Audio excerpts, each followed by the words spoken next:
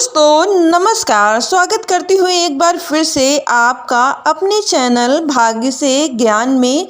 दोस्तों आज मैं आप सभी के लिए बृहस्पतिवार व्रत कथा लेकर आई हूँ। चलिए कथा को करते हैं स्टार्ट। दोस्तों इस दिन भगवान विष्णु की पूजा होती है, यानी केले का पूजन करना चाहिए। बृहस्पतिवार के दिन जो भी स्त्री पुरुष करे उसको चाहिए कि वह दिन में एक ही समय भोजन करे।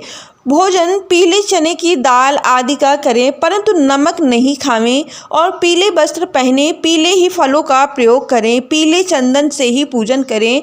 पूजन के बाद प्रेम पूर्वक कथा सुननी चाहिए। इस व्रत को करने से मन की सारी इच्छाएं पूर्ण होती हैं, परिवार को सुख शांति मिलती है। इसीलिए इस व्रत को सर्वश्रेष्ठ और सबके लिए अति फलदायी है। दोस्तों बृहस्पतिवार की व्रत कथा प्रारंभ करती हूँ। एक राजा था जिसके घर में अन्न और धन की कोई कमी नहीं थी, परंतु उसकी स्त्री बहुत ही कृपण थी। वह किसी भिक्षार्थी को, भीख मांगने वाले को कभी भी कुछ नहीं देती थी।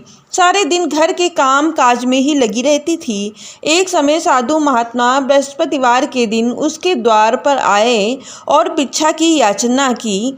स्त्री उस समय घर आंगन को लीप रही थी। इस कारण साधु महाराज से कहने लगी कि महाराज जी, इस समय तो मैं लीप रही हूँ और आपको कुछ नहीं दे सकती, फिर किसी अवकाश के समय आना। साधु महात्मा खाली हाथ चले गए। कुछ दिन के पश्चात साधु महात्मा आए और उसी तरह भिक्षा मांगी। रानी उस समय लड़के को खिला रही थी। कहने लगी कि हे महाराज, क्या करूं, अवकाश ही नहीं है, इसलिए आपको कुछ नहीं दे सकती। तीसरी बार महात्मा आए तो उसी तरह उसको टालना चाहा, परंतु महात्मा कहने लगे यदि तुमको बिल्कुल अवकाश हो जाए तब तो तुम मुझको भिक्षा दोगी। रानी कहने लगी कि हाँ महाराज, यदि ऐसा हो जाए तो बहुत कृपा होगी। साधु महात्मा कहने लगे कि अच्छा, मैं तुमको एक उपाय बतलाता हूँ। बोली बताओ। बृहस्पतिवार को दिन चढ़ने पर उठो और सारा दिन घर में झाड़ू आदि लगाकर कूड़ा एक तरफ इकट्ठा करके रख दो। घर में चौका मत लगाओ।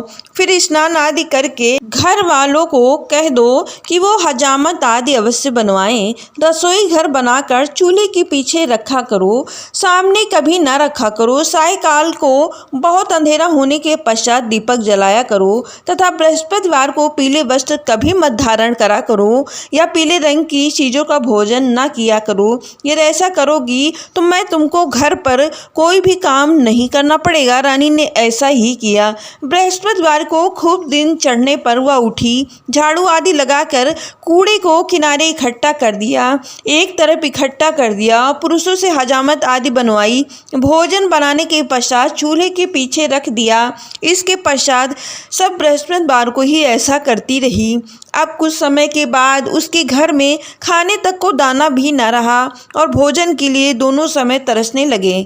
राजा रानी से कहने लगे कि रानी, तुम यहाँ पर रहो, मैं दूसरे देश जाऊँ, क्योंकि यहाँ पर मुझे सब मनुष्य जानते हैं, इसलिए कोई काम भी नहीं कर सकता। देश चोरी परदेश भीख मांगना बराबर है। ऐसा कहकर राजा परदेश चला गया। वहाँ जंगल में जाता और लकड़ी काट कर लाता तथा शहर में बेचता। इस प्रकार जीवन व्यतीत करने लगा।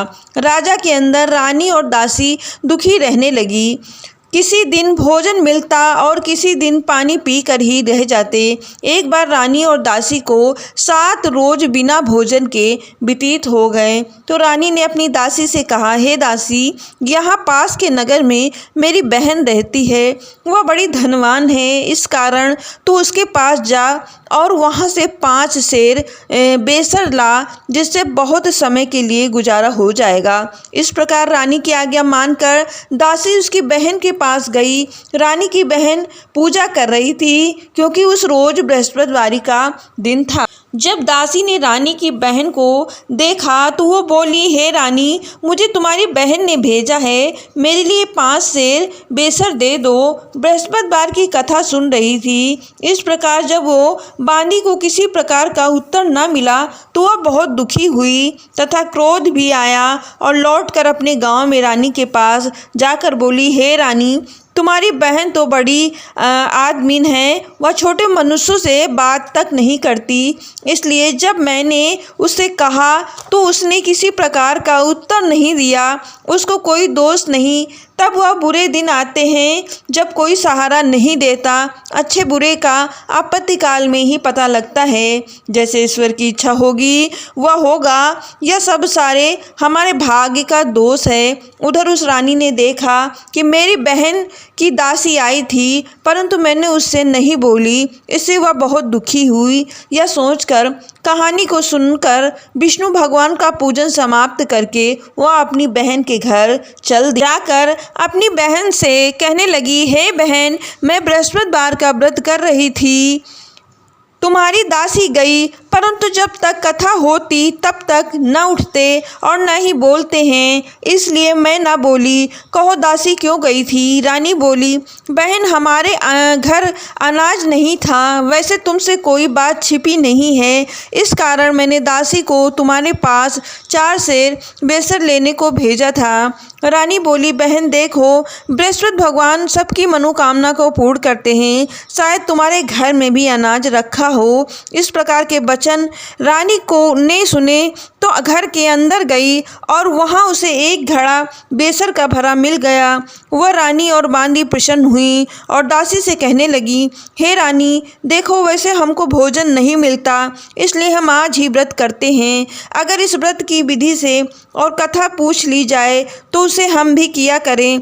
तब उस रानी ने अपनी बहन से पूछा कि बहन, बृहस्पतिवार के व्रत की कहानी कैसे है तथा व्रत कैसे करना चाहिए? रानी की बहन ने कहा, हे बहन, गुरुवार के दिन व्रत में चना की दाल, मुनक्का से विष्णु भगवान केले की जड़ में पूजन करें तथा दीपक जलावें, पीला वस्त्र पहने, भोजन करें, पीला भोजन करें, कहानी सुने। इस प्रकार करने से गुरु भगवान प्रसन्न हो जाते हैं, अन्न पुत्र धन देते हैं, मनोकामना को पूर्ण करते हैं। इस प्रकार से रानी और दासी दोनों ने निश्चय किया कि बृहस्पतिवार को भगवान का पूजन अवश्य करेंगे। 7 रोज बाद जब बृहस्पतिवार आया तो उन्होंने व्रत रखा, खेतों से चना बीन कर लाई तथा उसकी दाल, केले की जड़ का तथा विष्णु भगवान का पूजन किया। और पीला भोजन कहाँ से आए? बेचारी बड़ी दुखी हुई, परंतु उन्होंने व्रत किया था, इस कारण भगवान प्रसन्न हुए और 2 थालों में सुंदर पीला भोजन लेकर आए। दासी को देकर बोले, हे दासी, तुम्हारे और रानी के लिए भोजन है, तुम दोनों करना। दासी भोजन पाकर बड़ी प्रसन्न हुई और रानी से बोली, भोजन कर लो। रानी को इस विषय में कुछ पता नहीं था, इसलिए वो बोली, अरे दासी, तू भोजन कर ले, क्योंकि व्यर्थ में हंसी उड़ाती है। दासी बोली, एक महात्मा भोजन दे गए हैं। रानी कहने लगी, वो भोजन तेरे लिए दे गए हैं, तू ही भोजन कर। दासी कहने लगी, वो महात्मा हम दोनों के लिए थालों में भोजन दे गए हैं, इसलिए हम और तुम दोनों ही साथ साथ भोजन करेंगे। इस प्रकार रानी और बांदी दोनों ने गुरु भगवान का व्रत किया और विष्णु भगवान की पूजा करने लगी। बृहस्पतिवार भगवान की कृपा से फिर रानी और दासी के पास काफ़ी धन हो गया। रानी फिर से उसी प्रकार आलस्य करने लगी। तब दासी बोली, देखो रानी, तुम पहले ही इस प्रकार आलस्य किया करती थी, तुम्हें धन रखने में कष्ट होता था, इस प्रकार कभी सभी धन नष्ट हो गया। अब गुरुवार को भगवान की कृपा से धन प्राप्त हुआ है तो फिर से तुम्हें आलस्य होता है। बड़ी मुसीबत के बाद हमने ये धन पाया है, इसलिए हमें दान पुण्य करना चाहिए तथा भूखे मनुष्यों को भोजन करवाओ, प्याव लगवाओ, ब्राह्मणों को दान दो, कुआं, तालाब, बावड़ी आदि का निर्माण कराओ, मंदिर, पाठशाला बनवा कर दो, कुंवारी कन्याओं का विवाह करवाओ और धन को शुभ कार्यों में लगाओ और खर्च करो, जिससे तुम्हारा यश फैलेगा ये तथा स्वर्ग प्राप्त होगा। रानी की इस प्रकार कर्म करने से आरंभ किया तथा उसका यश फैलने लगा। रानी और दासी विचार करने लगे कि ना जाने राजा किस प्रकार से होंगे, उनकी कोई भी खबर नहीं मिली। गुरु भगवान से उन्होंने प्रार्थना की और भगवान से रात्रि में कहा, स्वप्न में कहा, हे राजा, उठ उठ, तेरी रानी तुझे याद करती है, अपने देश को चलो। राजा प्रातःकाल उठा और विचार करने लगा।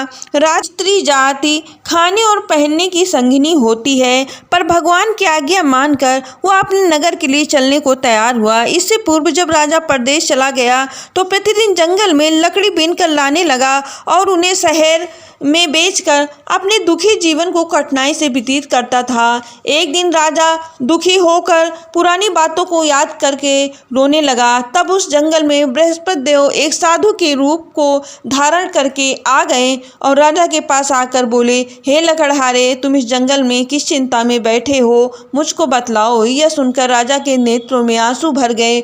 बोले, हे प्रभु, आप सब कुछ जानते हो। इतना कहकर साधु को अपने संपूर्ण कहानी बता दी। महात्मा दयालु होते हैं। उससे बोले, हे राजा, तुम्हारी स्त्री ने बृहस्पति देव का अपमान किया था, जिसके कारण तुम्हारी यह दशा हुई है। अब तुम किसी प्रकार की चिंता न करो, भगवान तुम्हें पहले से अधिक धनवान करेगा। देखो, तुम्हारी स्त्री ने गुरुवार का व्रत आरंभ कर दिया है और तुम मेरा कहना मानकर बृहस्पतिवार का व्रत करके चने की दाल, गुड़ और जल में लोटे में डालकर केला का पूजन करो। फिर कथा कहो और सुनो, भगवान तेरी हर मनोकामना को पूर्ण करेगा। साधु को प्रसन्न देखकर राजा बोला, हे प्रभु, मुझे लकड़ी बेचकर इतना पैसा नहीं मिलता जिससे मैं भोजन करने के उपरांत कुछ बचा सकूं। मैंने रात्रि में अपनी रानी को व्याकुल देखा है। मेरे पास कुछ भी नहीं है जिससे कम से कम उसकी खबर तो मांग सकूं, और मैं कौन सी कहानी कहूं यह मुझको मालूम नहीं है। साधु ने कहा, हे राजा, तुम किसी प्रकार की चिंता मत करो। बृहस्पति के दिन रोजाना की तरह लकड़ी लेकर शहर जाओ। तुमको उस दिन रोज से दुगना धन प्राप्त होगा, जिससे तुम भली प्रकार भोजन कर लोगे तथा बृहस्पति देव की पूजा का सामान भी आ जाएगा। इतना कहकर साधु वहां से लुप्त हो गए। धीरे धीरे समय व्यतीत होने लगा। बृहस्पतिवार का दिन आया। राजा जंगल से लकड़ी काट कर शहर बेचने गया। उसे उस दिन और दिन से अधिक पैसा मिला। राजा ने चना गुड़ आदि लाकर गुरुवार का व्रत किया। उस दिन से उसकी सब कठिनाइयां दूर होने लगी। परंतु जब दोबारा गुरुवार का दिन आया तो वह राजा व्रत करना भूल गया। इस कारण बृहस्पति भगवान नाराज हो गए।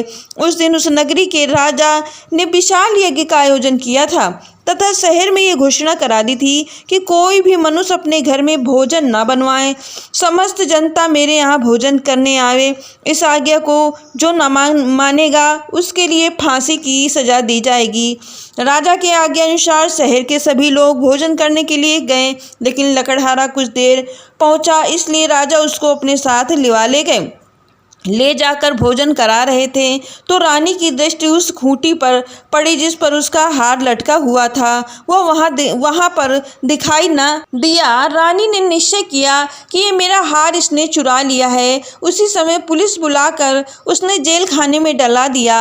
जब राजा जेल खाने में पड़ गया, बड़ा दुखी होकर विचार करने लगा, ना जाने किस पूर्व जन्म के कर्म से मेरे दुख प्राप्त हुआ है। उसी साधु को याद करने लगा कि जंगल में मिला था। उसी समय तत्काल बृहस्पति साधु के रूप में प्रकट हो गए और उसकी दशा देखकर कहने लगे, हे मूर्ख, तूने बृहस्पति देवता की कथा नहीं की, इस कारण तेरे लिए दुख प्राप्त हुआ है। अब चिंता मत कर। बृहस्पति के दिन जेल खाने के दरवाजे पर 4 पैसे पड़े मिलेंगे, उससे तू बृहस्पति का पूजन करना, तेरे सभी कष्ट दूर हो जाएंगे। बृहस्पति के दिन उसे 4 पैसे मिले। राजा ने कथा की तो उसी रात्रि को बृहस्पति देव ने उस नगर के राजा को स्वतः स्वप्न में कहा, हे राजा, तुमने जिस आदमी को जेल खाने में बंद कर दिया है वह निर्दोष है, उसे छोड़ दो। रानी का हार उसी खूंटी पर लटका हुआ है। अगर तू नहीं छोड़ेगा तो मैं तेरा राज्य को नष्ट कर दूंगा। इस प्रकार रात्रि के स्वप्न को देखकर राजा प्रातःकाल उठा और खूंटी पर हार को देखा। लकड़हारे को बुलाकर क्षमा मांगी तथा राजा को योग्य सुंदर वस्त्र आभूषण देकर विदा किया। राजा जब नगर के निकट पहुंचा तो उसे बड़ा ही आश्चर्य हुआ। नगर में पहले से अधिक बाग, तालाब, कुएं, बहुत ही धर्मशाला, मंदिर आदि बन चुके थे। राजा ने पूछा, ये किसका बाग और धर्मशाला है? तो नगर के लोग कहने लगे, ये सब रानी और बांदी के हैं।